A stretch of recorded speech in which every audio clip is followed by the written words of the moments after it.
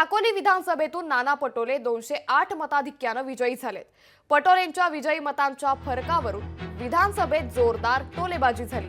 208 मतांनी नाना पटोले वाचले असं म्हणत उपमुख्यमंत्री एकनाथ शिंदेंनी टोलेबाजी केली। तर 208 वाले रंगही विसरायला लागलेत असं अजित पवार म्हणाले। त्यावर नाना पटोलेंनी विधानसभेत भाष्य केलंय। मला मिळालेल्या मतांची टिंगल उडवली गेली असं नाना पटोले म्हणाले।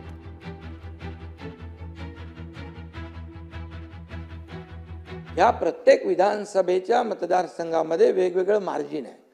कोण 1000 मतांनी निवडून येतो, कोण 1 लाखांनी येतो निवडून। तुम्ही याचं कसं 208 नी येतो, 208 नी येतो, 208। नाना आमचे मित्र आहेत। नाना मी पण बघा एकदम सरळ मनाचा आहे, तसं नाना पण आमचा दिलदार आहे आणि बोलतो पण मन मोकळा ढाकळा मनाचा आहे। इतकं मोठ्या प्रमाणावर गुलाबी जॅकेट आज इकडे दिलंय, काय अडचण आहे? अडचण आहे? मुख्यमंत्र्याला दिलंय। आता तुम्हाला गुलाबी, तुम्हाला कलरच कळत नाही, आता कलर पण विसरायला लागले। काय करायचं काय? 208 कलर विसरायला लागले। मला यांनी सांगितलं 208। त्याच्यामुळे अध्यक्ष महोदय, आम्ही कुठली जॅकेट घालायची काय घालायची ते आमचं आम्ही घालू ना। तुम्हाला जॅकेट घालायची का नाही घालायची ते तुमचं तुम्ही ठरवा।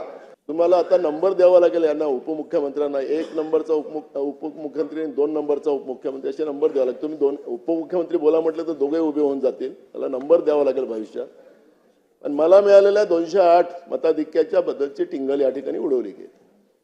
अध्यक्ष महाराज, खरं तर इथं निवडून आलेलाच माणूस येऊ शकतो, तो किती मतांनी आला त्याची गिनती नाही, ते सुरुवातीलाच आकडेवारी असतात। मी पण विदर्भात सगळ्याच्या हायस्ट मतांनी, मी आणि देवेंद्रजी आम्ही जेव्हा पहिल्यांदा 99 इथं आलो, 2004 मध्ये सगळ्यात हायस्ट मतांनी आलो होतो आणि त्या मतदानाच्या आधारावरच या सभागृहात मी आलेलो आणि म्हणून त्याबद्दलची टिंगल या ठिकाणी केली जाते। अध्यक्ष महोदय, त्यानिमित्तानं जनतेच्या मताधिक्यावरच या ठिकाणी हास्यकल्लोळ करायचं असेल अध्यक्ष महाराज, तर हे काही बरोबर नाही।